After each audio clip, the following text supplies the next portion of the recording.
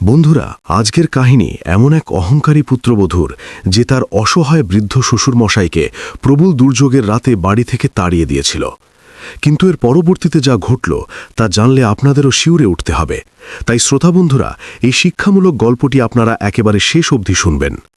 সন্ধেবেলা বাইরে তখন অঝোরে বৃষ্টি পড়ছে, কিন্তু সেই বিশাল অট্টালিকার ভেতরে যেন এক ভয়ঙ্কর ঝড় উঠেছিল। রূপনগর শহরের সবচেয়ে প্রাচীন বাড়িটির বৈঠকখানায় আজ এক দম বন্ধ করা পরিস্থিতি। সদর দরজার কাছে এক বৃদ্ধ বাবা দাঁড়িয়েছিলেন। হাতে তার মৃত স্ত্রীর একটি পুরনো ডায়েরি, চোখে জল আর বুকে এক রাশ অভিমান। তার নাম ভবতোষবাবু। ধুতি পাঞ্জাবি পরা, জীর্ণ শরীর আর চোখে মুখে এমন এক যন্ত্রণা যা ভাষায় বোঝানো অসম্ভব। তার পেছনে দাঁড়িয়ে বাড়ির পুরনো কাজের লোক, চোখে জল কিন্তু ভয় কুঁকড়ে আছে। আর সামনে দামি শাড়ি পরে রাগে গিজগিজ করছে বড় বৌমা কল্যাণী। কল্যাণী তীক্ষ্ণ গলায় চিৎকার করে উঠল, ব্যাস, আমার ধৈর্যের বাঁধ ভেঙে গেছে। এই বাড়িতে হয় আমি থাকব, নয়তো এই হাঁপানির রুগী বুড়ো। এই কথা শুনে ভবতোষবাবুর ভেতরটা দুমড়ে মুচড়ে গেল। তিনি কাঁপা চোখে নিজের ছেলের দিকে তাকালেন, যাকে তিনি দিন রাত এক করে মানুষের মতো মানুষ করেছেন। সুবীর, এই দুর্যোগে আমি কোথায় যাব রে? তার স্বর ছিল অত্যন্ত ধীর কিন্তু বেদনায় সিক্ত। ছেলে একদম নিশ্চুপ হয়ে রইল। সে নিজের দৃষ্টি মেঝের দিকে নিবদ্ধ রাখল। যে বাবা তাকে সাইকেল চালানো শিখিয়েছিল আজ তারই সামনে দাঁড়িয়ে আশ্রয়ের ভিখারি, অথচ সে একটা শব্দ উচ্চারণ করতে পারল না। কল্যাণী আবারও গর্জে উঠল, উফ, এত ইমোশনাল ড্রামা কেন করছো? তোমার এই ঘং ঘং কাশির জন্যই আমার বাড়িতে কোনো গেস্ট আসতে পারে না। এক্ষুনি বেরিয়ে যাও। পুরনো কাজের লোকটা ডুকরে কেঁদে উঠে বলল, বৌদিমণি, এমন নিষ্ঠুর হবেন না। দাদাবাবু এই রাতে কোথায় আশ্রয় পাবেন? কল্যাণী তার দিকে অগ্নিশর্মা হয়ে তাকিয়ে বলল, তুই বেশি দরদ দেখাস না। তোর যদি এতই মায়া লাগে, তুইও এই বুড়োর হাত ধরে দূর হয়ে যা। ঘরের পরিবেশ নিস্তব্ধতায় ঢেকে গেল। ভবতোষবাবু শেষবারের মতো নিচের ছেলের মুখের দিকে চাইলেন। হয়তো কোথাও একটু ভালোবাসা অবশিষ্ট ছিল, কিন্তু এবারেও তিনি শুধুই এক নিদারুণ নীরবতা উপহার পেলেন। অত্যন্ত ধীর পায়ে তিনি পেছনের দিকে পা বাড়ালেন। যে বাড়ির প্রতিটি ইট তিনি নিজের হাতে গেঁথেছিলেন, আজ সেই বাড়িটাই তাকে আস্তা করে ছুরি ফেলছিল। তিনি থরথর করে কাঁপতে থাকা হাতে স্ত্রীর সেই পুরনো ডায়েরিটা বুকের কাছে চেপে ধরলেন এবং এক দীর্ঘ শ্বাস ত্যাগ করলেন। ঠিক আছে সুবীর, আমি বিদায় নিচ্ছি। এই কথাটা উচ্চারণ করার মুহূর্তে তার কণ্ঠস্বর এমনভাবে রুদ্ধ হয়ে এলো যেন অন্তরাত্মা ভেঙে খান খান হয়ে গেছে। তিনি সদর দরজা পেরিয়ে বৃষ্টির মধ্যে পা রাখলেন। পেছন থেকে ভারী কাঠের দরজাটা সজোরে বন্ধ হয়ে গেল। ঠাস! সেই বিকট আওয়াজটা যেন চিরকালের মতো তার হৃদয়ের স্পন্দনকেও থামিয়ে দিল। কয়েক পা কোনো মতে হাঁটলেন, কিন্তু পা দুটো আর চলছিল না। বৃষ্টির ছাটে চোখের সামনের পৃথিবীটা ঝাপসা হয়ে আসছিল। তিনি রাস্তার পাশে বন্ধ হয়ে থাকা একটি চায়ের দোকানের টিনের চালার নিচে গিয়ে বসে পড়লেন। রাস্তা দিয়ে দু একটা গাড়ি তীব্র বেগে ছুটে যাচ্ছিল, কিন্তু কেউ গাড়ি থামিয়ে জানতে চাইল না, দাদু ভাই, আপনার কি হয়েছে? পৃথিবী এত দ্রুত স্বার্থপর হয়ে যায়, কেউ কল্পনাও করতে পারে না। তো বন্ধুরা, এটাই ছিল সেই অন্ধকার অধ্যায় যখন একজন পিতার বুক সম্পূর্ণভাবে চিরে গিয়েছিল। কিন্তু কাহিনী এখানেই শেষ হচ্ছে না, কারণ এর পরে যা ঘটতে চলেছিল তা মনুষ্যত্বের এক অনন্য দৃষ্টান্ত স্থাপন করবে। গল্পটি শুনতে থাকুন। ভবতোষবাবু ফুপিয়ে কাঁদছিলেন। তার হাতে ধরা ডায়েরির ওপর বৃষ্টির জলের সাথে চোখের জল মিশে যাচ্ছিল। দেখলে তো গিন্নি, আজ তুমি নেই বলে আমি কতটা অনাথ হয়ে গেলাম। তিনি শূন্য দৃষ্টিকে তাকিয়ে কথাগুলো বলছিলেন। ঠিক সেই মুহূর্তে একটি মিষ্টি কণ্ঠস্বর ভেসে এলো, দাদু, তুমি এভাবে কাঁদছো কেন গো? ভবতোষবাবু চমকে গিয়ে মুখ তুললেন। সামনে একটি 10 বছরের ছোট মেয়ে দাঁড়িয়ে, পরনে ময়লা ফ্রক, কিন্তু চোখে মুখে অদ্ভুত এক মায়া। মেয়েটি তার পাশে এসে বসল। দাদু, খুব ঠান্ডা লাগছে তোমার? এই কথা শোনামাত্রই ভবতোষবাবুর দুচোখ ছাপিয়ে যেন বাঁধ ভাঙা জল নামল। কারণ আজ দীর্ঘকাল পর কেউ তাকে এত স্নেহের সাথে কিছু জিজ্ঞাসা করেছিল। আর এই বিন্দু থেকেই শুরু হতে চলেছিল এমন এক অধ্যায় যা শুধু চোখের জলের নয়, বরং মানবতার সবচেয়ে বড় প্রতিমূর্তি হয়ে উঠবে। চায়ের দোকানের শেডের নিচে বসে থাকা ভবতোষবাবুর কান্না যেন থামতেই চাইছিল না। পাশে বসা সেই ছোট্ট মেয়েটি একদৃষ্টে তার মুখের দিকে চেয়েছিল। তার চোখে অনেক জিজ্ঞাসা, কিন্তু বিন্দুমাত্র ভয় নেই, বরং ছিল এক অকৃত্রিম উদ্বেগ। দাদু, তুমি কিছু খাবে গো? সে তার ছেঁড়া প্লাস্টিকের ব্যাগ হাতড়ে একটা আধ খাওয়া বিস্কুটের প্যাকেট বের করল। ওই প্যাকেটটা হয়তো কেউ তাকে রাস্তায় কুড়িয়ে পেয়ে বা দয়া করে দিয়েছিল। কিন্তু সে কোনো কিছু চিন্তা না করেই সেই বিস্কুটটা ভবতোষবাবুর দিকে এগিয়ে দিল। ভবতোষবাবু স্তব্ধ হয়ে কিছুক্ষণ তার দিকে তাকিয়ে রইলেন। নিজের রক্ত, নিজের পরিবার, যাদের জন্য তিনি সারা জীবন ঘাম ঝরিয়েছেন, আজ তারা তাকে রাস্তায় ছড়ে ফেলেছে। আর এই অপরিচিত মেয়েটি, যার সাথে তার কোনো রক্তের বাঁধন নেই, সে তাকে নিজের জমানো খাবার তুলে দিচ্ছে। তার হাতটা অবশ হয়ে এলো। না রে মা, তুই খেয়ে নে, তিনি অত্যন্ত মৃদু স্বরে বললেন। মেয়েটি খিলখিল করে হেসে উঠল। আমি তো রোজই রাস্তা থেকে কুড়িয়ে খাই দাদু, তুমি এটা খেয়ে নাও না। তার এই নিষ্পাপ কথায় ভবতোষবাবুর শূন্য হৃদয় পূর্ণ হয়ে গেল। তিনি ধীরে ধীরে কাঁপতে কাঁপতে বিস্কুটটা হাতে নিলেন। একটা ছোট অংশ ভেঙে যেই নিজের মুখে দিলেন, তার দুগাল বেয়ে অঝরে ধারা নামল। এই কান্না শুধু ক্ষুধার ছিল না, এই কান্না ছিল নিজের রক্তের বেইমানি আর এক অচেনা মানুষের নিঃস্বার্থ ভালোবাসার। তোর নাম কি রে মা? ভবতোষবাবু জিজ্ঞাসা করলেন। আমার নাম তুলি, মেয়েটি বলল, আর অমলিন একটা হাসি দিল। আর তোর বাবা মা কোথায়? এই প্রশ্নটা শুনতেই তুলির উজ্জ্বল মুখটা হঠাৎ ম্লান হয়ে গেল। সে নিজের পায়ের দিকে তাকালো। আমার বাবা মা কেউ নেই দাদু, আমি এই পৃথিবীতে একদম একা।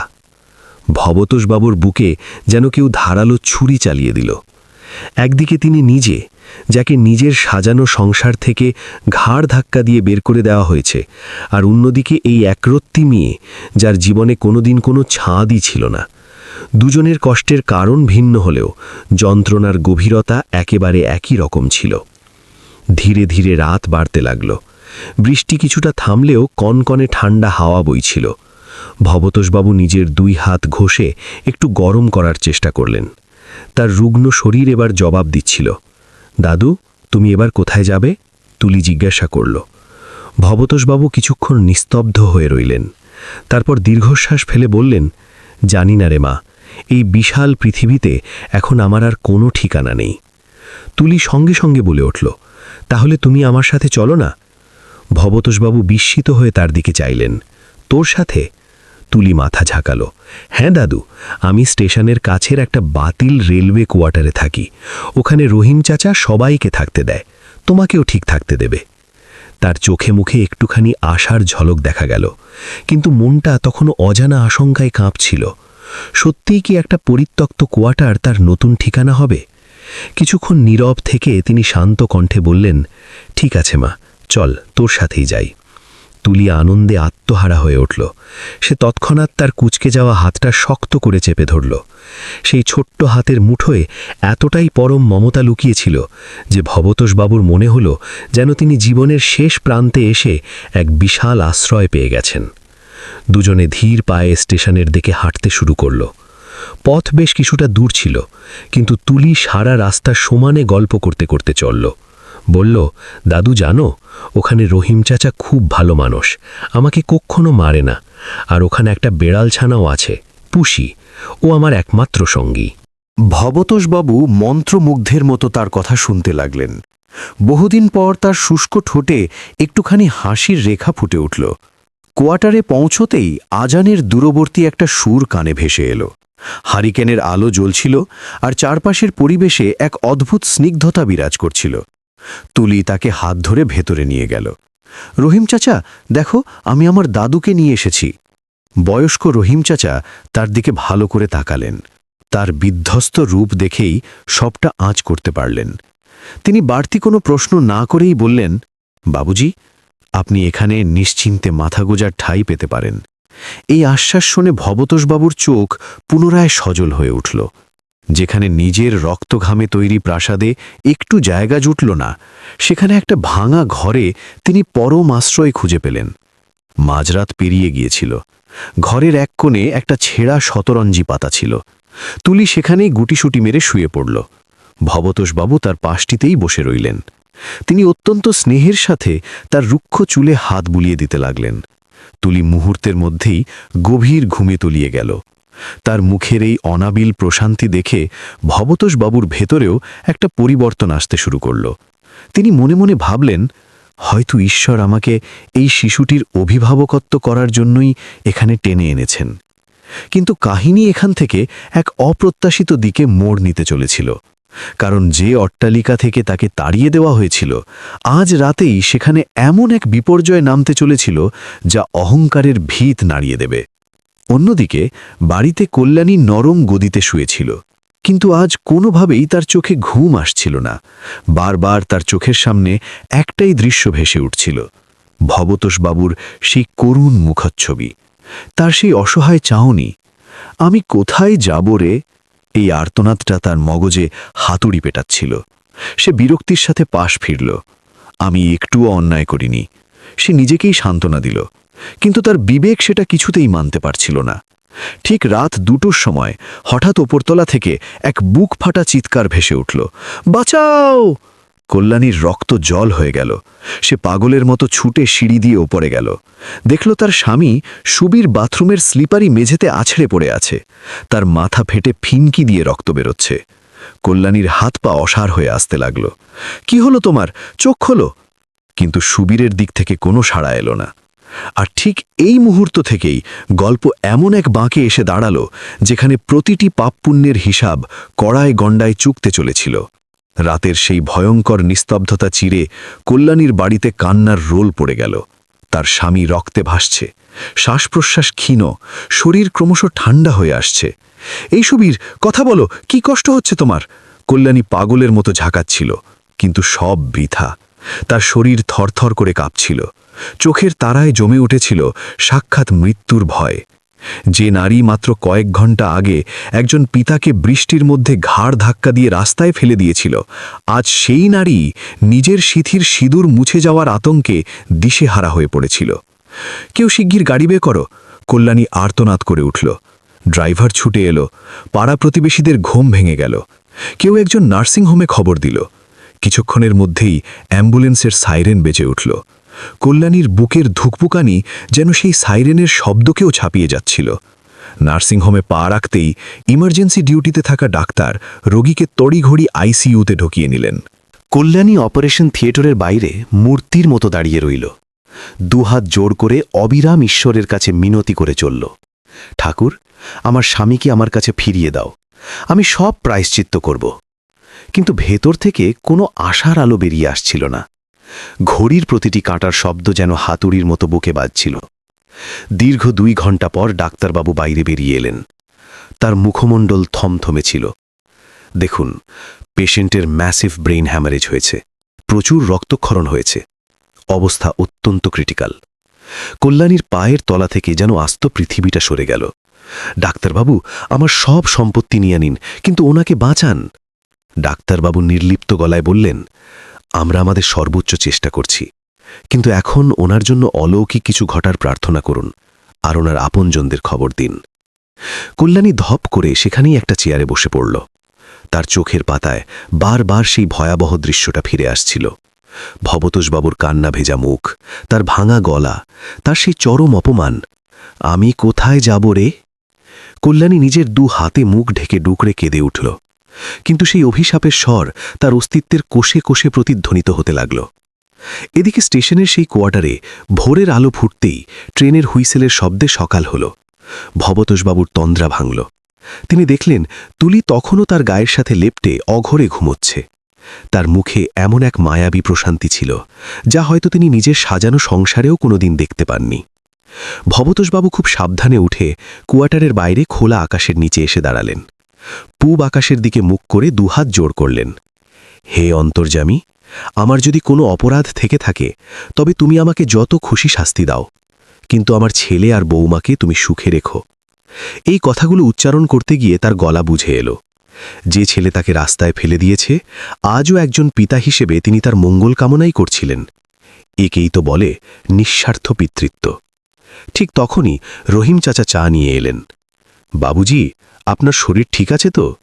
ভবতোষবাবু বিষণ্ণ হেসে বললেন, হ্যাঁ ভাই, এখন আমি বেশ আছি। রহিম চাচা বললেন, আজ জুম্মাবারের জন্য এখানে খিচুড়ি বিলি হবে, আপনি চাইলে একটু হাত লাগাতে পারেন। ভবতোষবাবু বিন্দুমাত্র দ্বিধা না করে রাজি হয়ে গেলেন।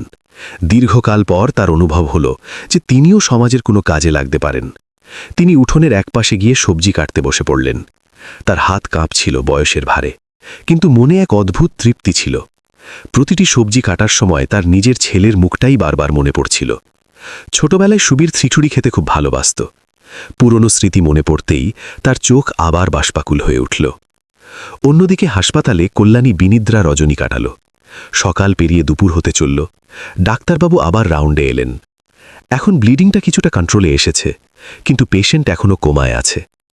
কল্যাণী একটু স্বস্তির নিঃশ্বাস ফেলার চেষ্টা করল, কিন্তু তার চোখে মুখে তীব্র অনুশোচনার ছাপ স্পষ্ট।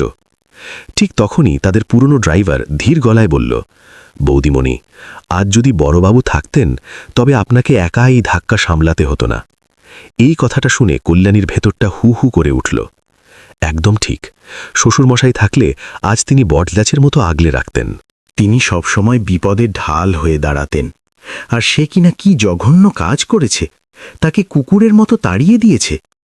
কল্যাণীর দুচোখ বেয়ে গাল ভাসিয়ে জলের ধারা নামল। আমি নিজের হাতে নিজের ভাগ্য পুড়িয়েছি, সে অস্ফুট স্বরে বিড়বিড় করল। ঠিক সেই মুহূর্তে ডাক্তারবাবু বললেন, দেখুন, রোগীর সাবকনশিয়াস মাইন্ডে এখন এমন একজনের ডাক পৌঁছানো দরকার যার সাথে তার নারীর টান সবচেয়ে জোরালো, যে তাকে মানসিক জোর দিতে পারবে। কল্যাণী তৎক্ষণাৎ বলে উঠল, আমি তো আছি ডাক্তারবাবু। ডাক্তারবাবু মাথা নেড়ে বললেন, না, এই ধরনের ট্রমাতে অনেক সময় বাবা মায়ের গলার আওয়াজ মিরাকলের মতো কাজ করে। এই কথা শোনা মাত্রই কল্যাণীর হৃৎস্পন্দন তীব্র হয়ে উঠল। শ্বশুর মশাই, যাকে সে নিজের হাতে কাল রাতে তাড়িয়েছে। কল্যাণী তড়িঘড়ি চেয়ার ছেড়ে উঠে দাঁড়াল। আমাকে এক্ষুনি বাবাকে খুঁজে বের করতে হবে। ওদিকে স্টেশনের কোয়ার্টারে খিচুড়ি বিতরণ শুরু হয়ে গিয়েছিল। বহু গরিব মানুষ লাইনে দাঁড়িয়েছিল। ভবতোষবাবু নিজে হাতে সবাইকে খাবার তুলে দিচ্ছিলেন, হাসি মুখে সবার প্লেট ভরিয়ে দিচ্ছিলেন। কিন্তু মনের গহীনে এক সুতীব্র শূন্যতা তখনও বিরাজমান ছিল। ঠিক তখনই তাদের পাড়ার মুদিখানার এক ছোকরা ঊর্ধ্বশ্বাসে দৌড়ে এলো। এখানে কি কোনো বয়স্ক ভদ্রলোক কাল রাতে আশ্রয় নিয়েছেন, ধুতি পরা? ভবতোষবাবু চমকে তার দিকে তাকালেন। ছেলেটি তার পাড়ারই চেনা মুখ। হ্যাঁ, আমি তো ভবতোষ। ছেলেটি হাঁপাতে হাঁপাতে বলল, জেঠু, জলদি চলুন, সুবীরদার ভীষণ অ্যাক্সিডেন্ট হয়েছে, হাসপাতালে ভর্তি। এই ভয়ানক খবর কানে যেতেই ভবতোষবাবুর হাত থেকে হাতা ছিটকে পড়ে গেল। কি বলছিস?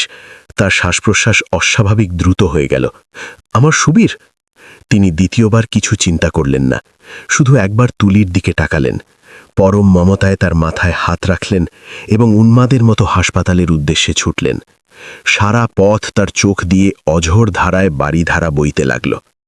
হে ঈশ্বর, আমার ছেলেটার যেন কোনো ক্ষতি না হয়। নার্সিংহোমের করিডোরে পৌঁছতেই কল্যাণী তাকে দেখতে পেল এবং চোখাচোখি হওয়া মাত্রই সে ছুটে গিয়ে তার পা জড়িয়ে ধরল। বাবা, আমাকে আপনি মাপ করে দিন। তার গলা আক্ষেপে বুঝে আসছিল, আমি চরম পাপ করেছি। ভবতোষবাবু কয়েক মুহূর্ত পাথরের মতো নিশ্চল হয়ে দাঁড়িয়ে রইলেন। তারপর অত্যন্ত ধীর গলায় বললেন, আগে আমাকে আমার খোকার কাছে নিয়ে চলো। তিনি আইসিইউ এর ভেতরে প্রবেশ করলেন। নিজের রক্তাক্ত ছেলের শিয়রে গিয়ে বসলেন। তার নিস্তেজ হাতটা নিজের মুঠোর মধ্যে চেপে ধরলেন। সুবীর, চোখ খোল বাবা। তার ভাঙা গলায় সেই একই চিরাচরিত স্নেহ ছিল, যা এক বিন্দুও ক্ষয় হয়নি। কিছুক্ষণ পরেই সুবীরের আঙুলগুলোতে একটা মৃদু শিহরণ বয়ে গেল। আইসিইউ এর মনিটরে চোখ রাখা ডাক্তারবাবুও হতবাক হয়ে গেলেন। আর এখান থেকেই গল্প তার চূড়ান্ত পরিণতির দিকে পা বাড়াতে চলেছিল, যেখানে একজন পিতার নিঃস্বার্থ ক্ষমা সব হিসেব নিকেশ পাল্টে দেবে। হাসপাতালের সেই হিম শীতল ঘরটায়, যেখানে শুধু লাইফ সাপোর্টের যান্ত্রিক শব্দ প্রতিধ্বনিত হচ্ছিল, ভবতোষবাবু নিজের ছেলের কপালে হাত রেখে বসেছিলেন। তার থরথর করে কাঁপতে থাকা আঙুলগুলো ছেলের চুল ছুঁয়েছিল। সুবীর, আমি তোর কাছে এসেছি বাবা। তার কণ্ঠে এমন এক ঐশ্বরিক টান ছিল, যা মৃত্যুর দরজাকেও হার মানাতে সক্ষম। ধীরে ধীরে সুবীরের বন্ধ চোখের পাতা সামান্য কেঁপে উঠল। ডাক্তারবাবু বিস্ময়ে হতবাক হয়ে গেলেন। এ তো সত্যি এক অবিশ্বাস্য মিরাকল। তিনি অস্ফুট স্বরে বললেন, কিন্তু এর মধ্যে অলৌকিক কিছু ছিল না। এটা ছিল একজন জন্মদাতার নারীর টান। কল্যাণী দরজার কাঁচের বাইরে দাঁড়িয়ে ফুপিয়ে কাঁদছিল। তার চোখ থেকে অনুতাপের জল কিছুতেই থামছিল না। সে সবকিছু নিজের চোখে দেখছিল, আর প্রতিটা সেকেন্ডে নিজের জঘন্য অপরাধ বোধে দগ্ধ হচ্ছিল। যে পিতাকে সে বৃষ্টির রাতে তাড়িয়ে দিয়েছিল, আজ সেই পিতাই যমরাজের মুখ থেকে তার স্বামীর প্রাণ ছিনিয়ে আনছিলেন। ভবতোষবাবু নিজের ছেলের হাত আরও শক্ত করে আঁকড়ে ধরলেন। ভয় নেই খোকা, আমি তোর পাশে আছি, এবার সব ঠিক হয়ে যাবে।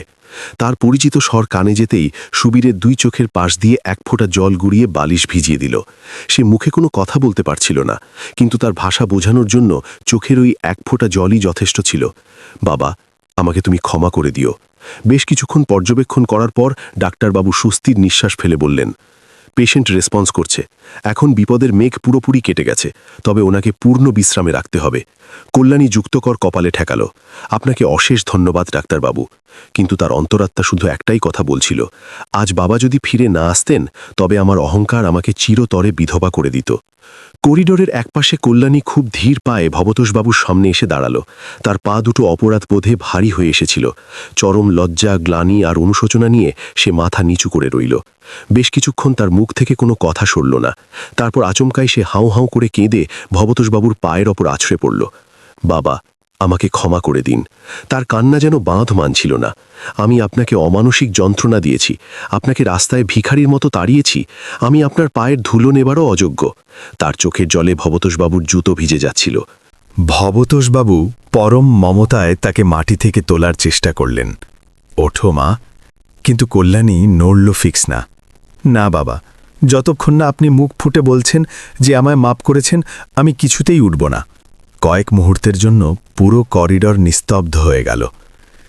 শেষমেশ ভবতোষবাবু অত্যন্ত শান্তভাবে তার মাথায় হাত রাখলেন। বৌমা, একজন বাবা তার সন্তানদের ওপর সাময়িক অভিমান করতে পারে ঠিকই, কিন্তু তাদের কখনো অভিশাপ দিতে পারে না। এই কথা শোনা মাত্রই কল্যাণী আরও ডুকরে কেঁদে উঠল। আমি জঘন্য একটা মেয়ে।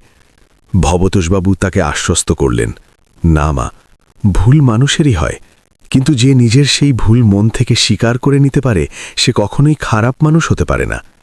সেই মুহূর্তে হাসপাতালের ওই সাদা করিডরটা মানবিকতার সবচেয়ে পবিত্র তীর্থস্থানে পরিণত হল। মাসখানেক পর সুবীর হাসপাতাল থেকে পুরোপুরি সুস্থ হয়ে বাড়ি ফিরল। পুরনো সেই প্রাসাদে আবার আলোর রসনাই ফিরে এলো। কিন্তু এবার ভেতরের ছবিটা সম্পূর্ণ বদলে গিয়েছিল। আমূল পরিবর্তন। কল্যাণী আর আগের সেই বদমেজাজি অহংকারী নারী ছিল না। তার চোখে এখন আর বিরক্তি নেই, বরং শ্বশুরমশাইয়ের প্রতি এক গভীর শ্রদ্ধা ছিল। সে প্রতিদিন ভোরবেলা ঘুম থেকে উঠে সবচেয়ে আগে ভবতোষবাবুর ঘরে যেত। বাবা, আপনার গরম জলটা এনেছি। সে নিজের হাতে তার বিছানা গুছিয়ে দিত। তার নিয়ম করে ওষুধ দেওয়া থেকে শুরু করে ছোট থেকে ছোট প্রয়োজনের দিকে তীক্ষ্ণ নজর রাখত। একদিন ভবতোষবাবু বারান্দায় ইজি চেয়ারে বসেছিলেন। সকালের মিষ্টি রোদ তার চুলে এসে পড়েছিল। ঠিক সেই সময় সদর দরজা থেকে এক চেনা গলার ডাক ভেসে এলো। দাদু? ভবতোষবাবু চমকে ঘুরে তাকালেন। সেখানে দাঁড়িয়েছিল তুলি।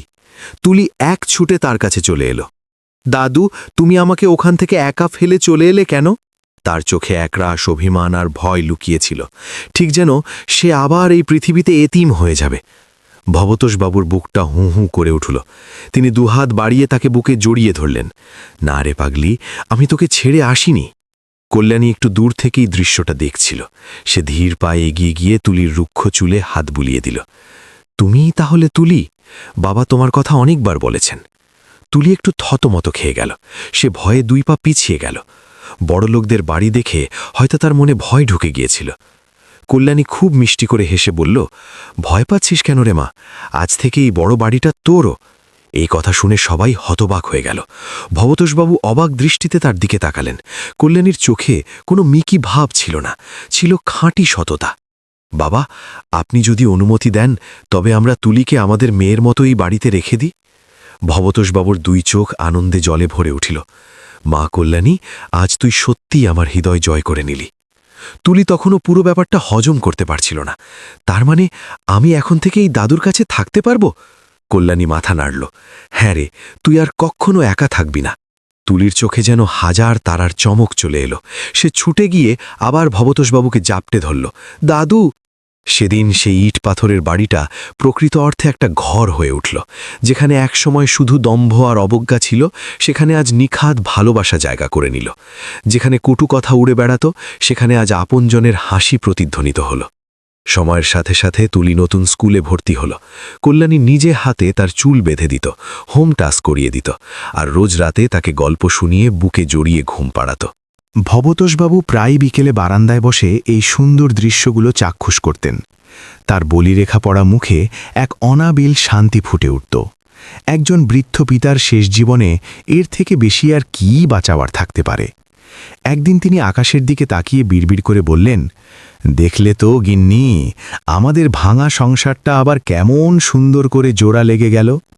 তার চোখে জল চিকচিক করছিল, কিন্তু এবারের এই জল ছিল পরম প্রাপ্তির আর সীমাহীন আনন্দের। দিন গড়িয়ে যেতে লাগল এবং রূপনগর শহরের ওই বাড়িটা মানুষের কাছে মানবতার এক জ্বলন্ত উদাহরণ হয়ে উঠল। পাড়ার লোকেরা বলাবলি করত, যদি শিক্ষা নিতে হয় তবে ওই বাড়ি থেকে নাও, কারণ সেখানে একজন অহংকারী পুত্রবধূ নিজের চরম অপরাধ স্বীকার করে নিয়েছে। একজন আঘাতপ্রাপ্ত পিতা বুক ভরা ভালোবাসায় তাকে ক্ষমা করে দিয়েছেন এবং রাস্তার এক অনাথ মেয়ে সবাইকে সত্যিকারের মানবতা শিখিয়ে দিয়ে গেছে। আর পরিশেষে একটা কথাই বলতে চাই, রক্তের সম্পর্কই সব নয়, ভালোবাসার সম্পর্ক মনের গভীর থেকে জন্ম নেয়, আর যেখানে মন পবিত্র থাকে সেখানেই আসল স্বর্গ গড়ে ওঠে। তো শ্রোতা বন্ধুরা, এই হৃদয়স্পর্শী গল্পটি যদি আপনাদের একটুও ভালো লেগে থাকে তবে চ্যানেলটিকে অবশ্যই সাবস্ক্রাইব করে পাশে থাকবেন।